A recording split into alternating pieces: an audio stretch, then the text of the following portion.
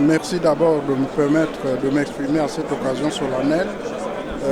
Je considère pour ma part que ce qui est en cours actuellement, c'est-à-dire ce référendum, si vraiment M. Sassou a le sens de l'honneur et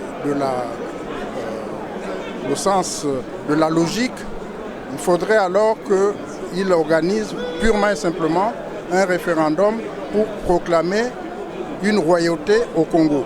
Car ce qui est en cours actuellement dans notre pays, c'est une monarchisation du pouvoir, une monarchisation héréditaire avec comme sujet tous les Congolais, pour ne pas dire des esclaves, qui ne peuvent pas s'exprimer librement, qui ne peuvent pas choisir librement leur destin, alors qu'il s'est fait passer en 1997 pour le plus grand démocrate du monde, mais ce n'est qu'un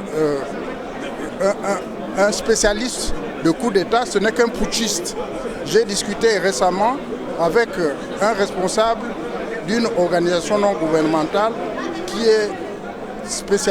s'est spécialisé dans les problèmes africains, qui connaît bien l'Afrique. Il a commencé par me dire qu'il connaissait l'Afrique mieux que moi parce qu'il fréquente tous les chefs d'État sans distinction.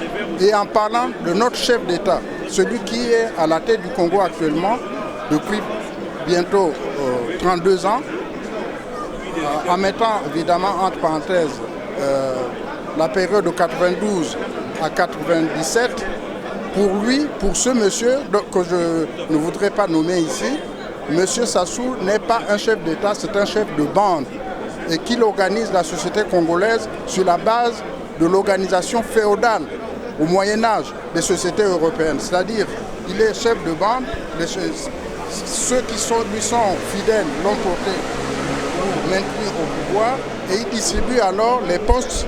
Il distribue les postes comme on distribuait les comtés, les principautés, etc. Voilà comment il a décrit notre société.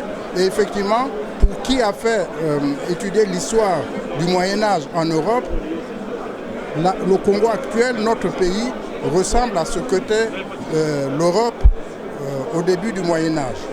Voilà ce que je voulais dire.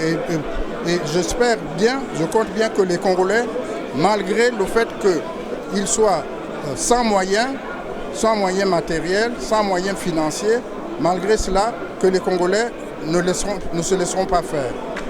Voilà ce que je voulais dire à ce stade. Merci.